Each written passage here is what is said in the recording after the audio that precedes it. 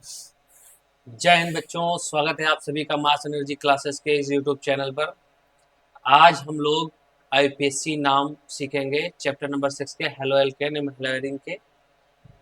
IPSC नाम बच्चों बहुत महत्वपूर्ण नाम है, क्योंकि आईपीएससी नाम का आगे यूज होता रहेगा, इसलिए इसको सीखना जरूरी है।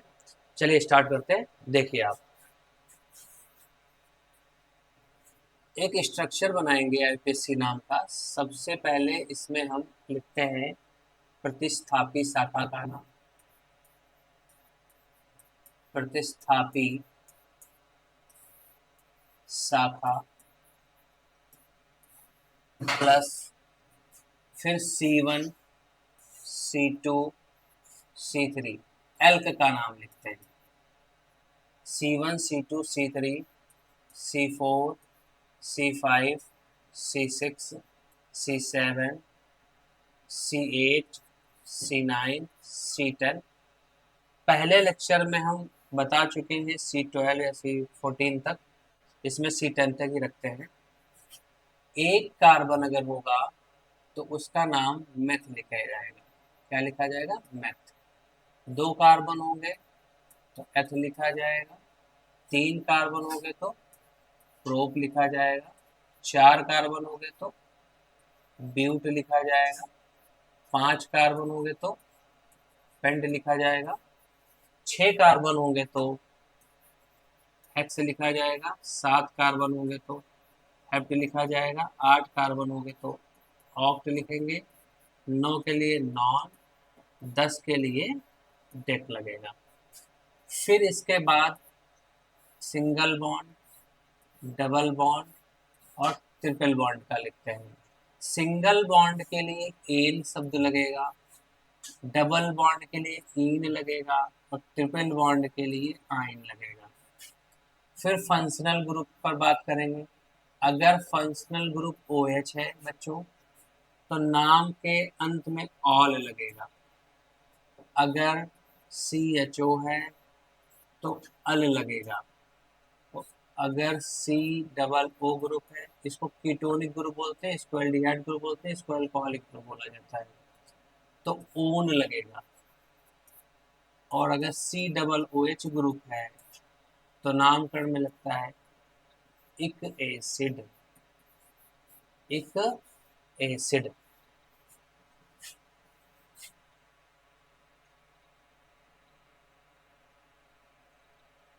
इक एसिड न लगा करके लगा देते ओइक एसिड। यहाँ पर ओइक एसिड लगेगा। तो चलिए स्टार्ट करते हैं, थोड़ा सा देखेंगे इसको।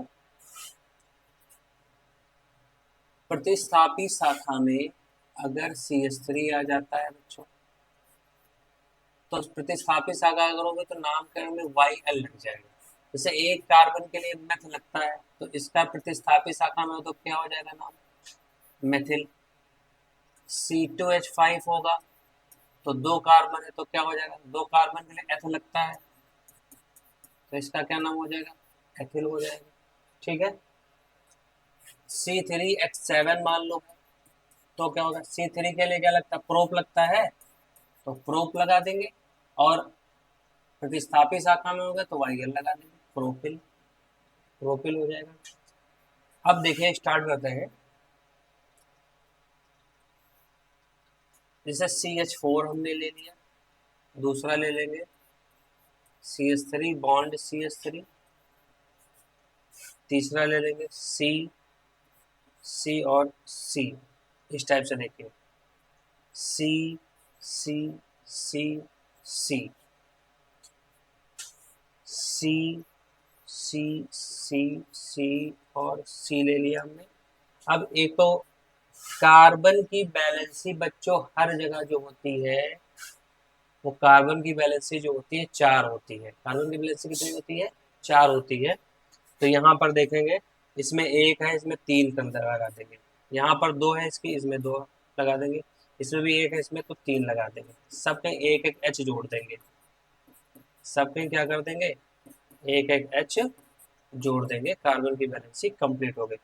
ऐसे लिख लो, या क्या करो आप, इसके साथ कितने H चाहिए? चलो अगले वाले में कर दो। इसकी बैलेंसी कितनी है? एक है, इसको बैलेंस 4 होना चाहिए, तो यहाँ क्या लगा देंगे CH3। यहाँ पर क्या लगाए 2 है तो 2H की कमी है तो 2CH2। यहाँ पर भी 2 लगा देंगे CH2, यहाँ पर CH3। यहाँ पर 3 है, 3 की कमी CH3। यहाँ पर एक और एक 2 बॉन्ड है, 2 बॉन्ड की कमी है तो CH2। यहाँ पर भी CH2, यहाँ पर भी CH2, यहाँ पर CH3। अब इसका नामकरण करते हैं। चलिए एक दो प्रतिस्थापित शाखा वाले भी ले लेते हैं, फिर हम आपका नामकरण बता रहे हैं आपको। जैसे C और C, तो यहाँ पर हमने ले लिया है CH3, यहाँ पर भी CH3, यहाँ पर भी CH3, और यहाँ पर एक हमने ले लिया CH। ठीक है, दूसरा लेते हैं CH3, CH2, CH, CH2, CH3, यहाँ पर हमने लगा दिया CH3। अब एक और ले लेते हैं CH3, CH2, CH2, CH, CH3, यहाँ पर भी आ जाएगा CH3। अब इसका हम नामकरण सीखते हैं और देखते हैं नामकरण इसका कैसे होता है। एक कार्बन यहाँ पर है, तो एक कार्बन के लिए बच्चों क्या लगता है मेथ। देखो ये सीधी एक ही कार्बन की है तो इसमें प्रतिस्थापित शाखा की बात ही नहीं होगी। इसमें 2 कार्बन की सीधी चेन है, इसमें भी प्रतिस्थापित शाखा की बात नहीं होगी। इसमें 3 कार्बन की चेन है, इसमें भी प्रतिस्थापित शाखा की बात नहीं होगी। इसमें भी नहीं होगी, इसमें भी नहीं होगी। इसमें देखिए, इसमें देखो साइड चेन भी निकली है, तो देखिए इसका इस कंडीशन में हम कार्बन की लंबी चेन का चयन कर देते हैं, और कार्बन सबसे लंबी जो कार्बन की चेन होगी उसका चयन करेंगे। तो देखिए कार्बन की सबसे लंबी चेन कैसे मिलेगी, 1 2 3 इधर से गिनो, 1 2 3 इधर से गिनो, 1 2 3 इधर। इसमें हर जगह से 3 ही कार्बन वाली चेन बन रही है, तो इसलिए क्या करेंगे हम सीधी वाली चेन का चयन कर लेंगे। इस कंडीशन में नंबरिंग हम उस कार्बन परमाणु से करते हैं जिधर पर प्रतिस्थापित शाखा को कम अंक मिले। लेकिन उससे पहले देख लो कि प्रतिस्थापित शाखा इसमें है कौन सी, क्योंकि हमने एक चेन चुन लिया, अब ये साइड में बच गई, इसको ही बोलते हैं प्रतिस्थापी शाखा। प्रतिस्थापी शाखा बोलते हैं, या इसको अंग्रेजी में बोले तो साइड चेन बोलते हैं। क्या बोलते हैं, साइड चेन बोलते हैं। इसमें कार्बन की सबसे लंबी चेन चुनेंगे, तो 1 2 3 4, 1 2 3 4, 1 2 3 4 5 इधर से मिल रही है, तो ये वाली सबसे लंबी। इसमें देखोगे 1 2 3 4 5 6, 1 2 3 4 5, 1 2 3, 1 2 3 4 5, 5 ही कार्बन की मिल रही है, तो इसमें ये चेंज करेंगे। जहां कहीं भी प्रतिस्थापित शाखा मिलती है वहां पर हम नंबरिंग करते हैं, और नंबरिंग उस कार्बन परमाणु से करेंगे जिधर से प्रतिस्थापित शाखा को कम अंक मिलने चाहिए। तो इसमें नंबरिंग करेंगे, तो इसमें तो बीच में है, तो इस चाहे इधर से कर लो 1 2 3। इसमें देखो नंबरिंग करेंगे, तो इधर 1। अब इसमें भी देखो बीच में है, 2 कार्बन इधर है, 2 कार्बन इधर, तो चाहे जिधर से नंबरिंग करो 1 2 3 4 5।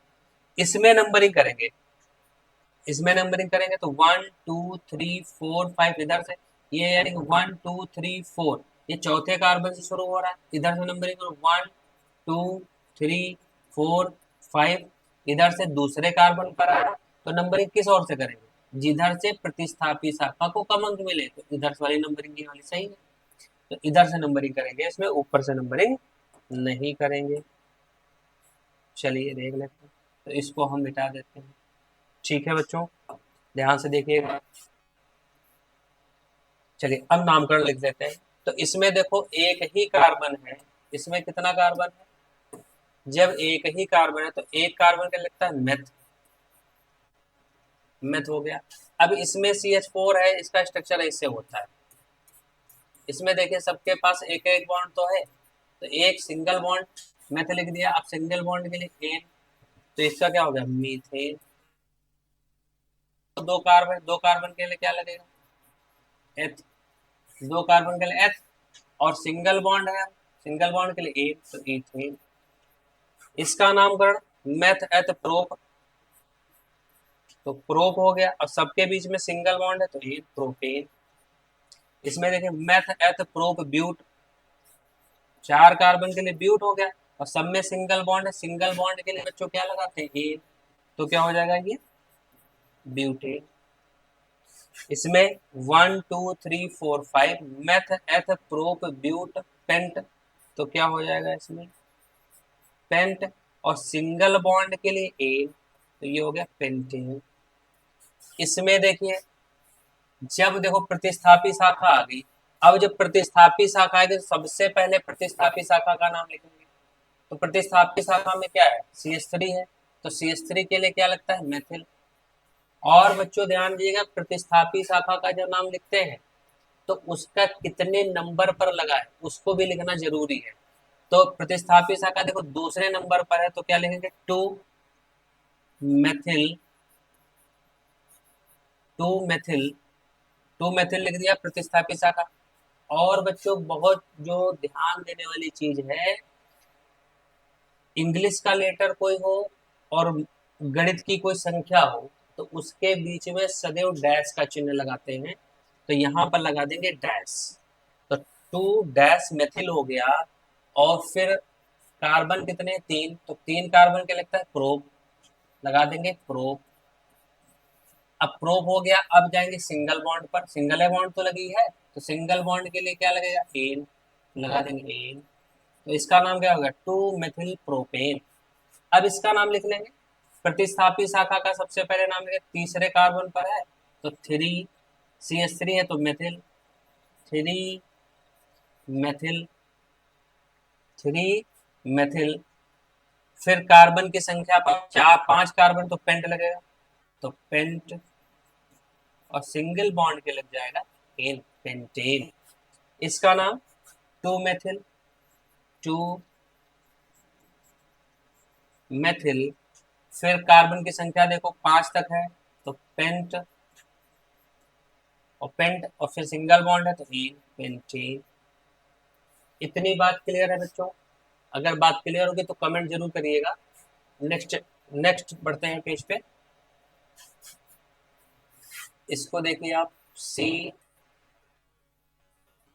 CH3, CH3, CH3, CH3, इसका नामकरण करेंगे तो देखेंगे इसमें नंबरिंग करो तो 1 2 3 1 2 3 1 2 3 1 2 3, हर तरफ से 3 ही कार्बन की चेन मिल रही है तो हम सीधी सीधी चेन चुन लेंगे।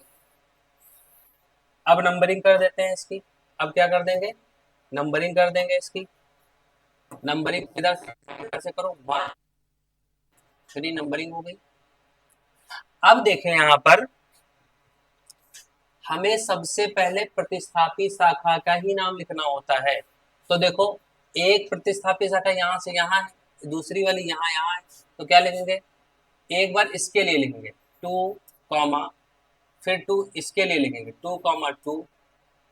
अब देखो CH3 और CH3 दो बार है तो दो di methyl, di methyl meth eth pro, propane, क्या लिखेंगे, प्रोपेन। क्लियर है बच्चों, समझ में आ रहा है ना? चलिए आगे बढ़ते हैं।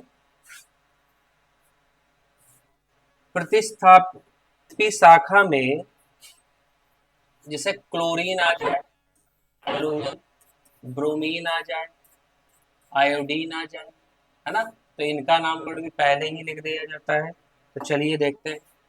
जैसे अब हम कुछ ले लेते हैं CH3 Cl, CH3 CH2 Cl, CH3 CH2 CH2 Cl, CH3 CH2 CH2 CH2 Br ले सकते हो, CH3 CH Br, CH2 CH3 ले सकते हैं। इसका नामकरण देते हैं। इसमें नंबरिंग करेंगे, नंबरिंग ना करो, क्योंकि हमेशा नंबरिंग उस ओर से करेंगे जिधर से हेलोजन तत्व होगा। तो हेलोजन यहाँ पर है, तो इसका नाम कहते हैं क्लोरो। Cl के लिए क्लोरो लगेगा, हिंदी में लिख देते हैं क्लोरो। और ये क्या है, एक कार्बन के लिए मीथेन लगता है, मेथ लगता है, तो मेथ। और सिंगल बॉन्ड के लिए तो मेथेन, क्लोरोमेथेन। इसका नाम क्या हो जाएगा, क्लोरो इथेन। क्लोरो इसके लिए 1 2 दो कार्बन के लिए एथ लगता है, सिंगल बॉन्ड के लिए एन, तो क्लोरो इथेन। इसका नाम chloro, chloro meth eth prop, chloropropane. ऐसे इसका भी नाम हो जाएगा। इसमें थोड़ा सा देखो, हम थोड़ा सा सही कर देते हैं इसको। इसमें ये ना लिख करके यहाँ पर हम कम कर करके यहाँ पर हम बी आर लगा देते हैं। यहाँ पर क्या कर देते हैं, हम बी आर लगा देते हैं, फिर देखते हैं। तो नंबरिंग करेंगे उधर से जिधर से इसको हेलोजन को कम अंक मिलने चाहिए, और यहाँ पर CH3 कर दो, और इसको थोड़ा सा 1 2 3 4, 1 2 3 4। तो इसका नाम क्या हो जाएगा बताओ, 2 bromo, 2 bromo meth eth prop but. 4 carbon के लिए ब्यूट और सिंगल बॉन्ड के लिए ब्यूटेन, ये हो जाएगा। ठीक है बच्चों, आज इतना ही रखते हैं। आप देखिएगा, अगर आपको वीडियो अच्छा लगे तो लाइक करें, शेयर करें, और चैनल को सब्सक्राइब भी करें, और दोस्तों के पास शेयर करना कतई ना भूलें। Good luck, good bye.